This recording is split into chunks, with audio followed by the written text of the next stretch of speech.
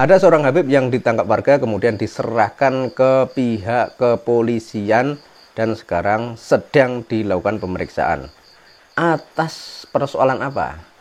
Kok seorang Habib sampai ditangkap polisi dan diarak oleh warga?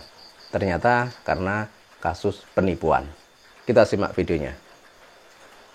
Pokoknya sih pengen ngerti gue, Habib ngakune Habib Jaki arane iki. Habib Jaki. Wong Karangaren iki. Karangaren. Tersangka penipuan ge, nipu akeh wong puluhan juta. Pokoknya korbane maning perlu ditindak ge, men ora meresahkan gawe huru-hara bae ge. Melihat seperti ini, harusnya pihak kepolisian dan aparat terkait menyikapinya dengan seksama dan bijaksana. Artinya, pihak kepolisian jangan sampai dalam menerapkan hukum masih menganggap bahwa habaib adalah orang yang mulia, bahwa habaib adalah orang yang harus diprioritaskan. Jangan sampai seperti itu. Habib adalah manusia. Mereka adalah keturunan imigran dari Yaman. Sehingga jika memang si Habib tadi terbukti bersalah melakukan penipuan, harusnya pihak keamanan juga menerapkan hukum yang seharusnya diterapkan. Jadi tidak peduli dia itu Habib atau bukan. Kemudian berikutnya, kalau ada kasus seperti ini, sebenarnya yang disalahkan itu Habibnya ataukah korban penipuan? Karena kedua orang ini bisa terjadi penipuan adalah karena ada hubungan. Jadi yang pertama Habib. Habib ini melakukan penipuan tentu saja karena ada kesempatan. Kemudian si korban menjadi korban penipuan juga karena korban ini percaya kepada habaib. Jadi dua hal ini yang sebenarnya menjadi akar persoalan kenapa penipuan ini terjadi. Yang satu menipu dan memanfaatkan orang lain, yang satunya percaya kepada orang yang memanfaatkan dan menipunya tadi. Dan cara mengatasinya adalah kita harus sampaikan kepada masyarakat di Indonesia bahwa habaib bukanlah dzurriyyah Nabi.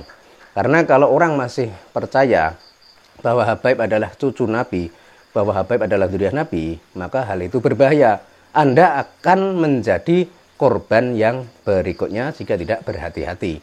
Sebab adanya fenomena penipuan kayak gini, ya otomatis karena orang itu terperdaya oleh penampilan si Habib. Entah karena suaranya, entah karena kata-katanya, entah karena pakaiannya, sehingga orang terbujuk dan kemudian ketika si Habib ini meminta sesuatu dengan alasan donatur, dengan alasan infak, dengan alasan jaminan surga atau apa, akhirnya orang tadi bisa terbujuk dan menyerahkan harta bendanya. Nah kemudian setelah sadar ternyata dia hanya ditipu. Makanya harus digarisbawahi di sini bahwa yang namanya jihad di abad ini adalah menyampaikan kepada masyarakat di Indonesia seluas-luasnya bahwa habaib bukanlah dzurriyyah Nabi, bahwa habaib adalah keturunan imigran dari Yaman.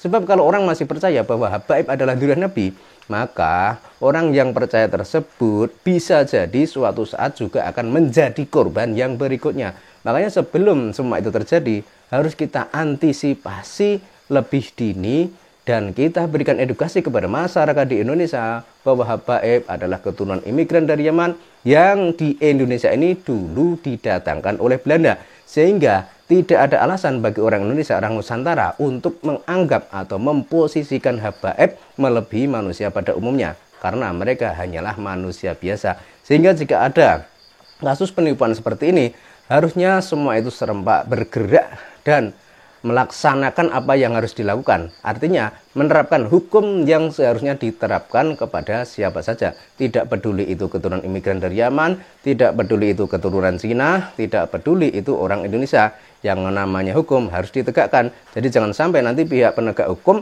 masih menganggap bahwa Habib adalah orang yang harusnya diprioritaskan. Habib adalah orang yang harusnya diperlakukan berbeda dengan yang lainnya. Lah, hal seperti itulah yang makin membuat bangsa kita menjadi terpuruk. Artinya yang namanya kesetaraan itu harus benar-benar diterapkan kepada siapa saja yang ada di Indonesia ini. Dan harus digarisbawahi juga bahwa habaib hanyalah keturunan imigran dari Yaman. Mereka ini bukanlah keturunan Nabi. Karena berdasar kajian ilmiah mereka tidak terkonfirmasi. Kemudian berdasar tes DNA, haplogrup mereka adalah G.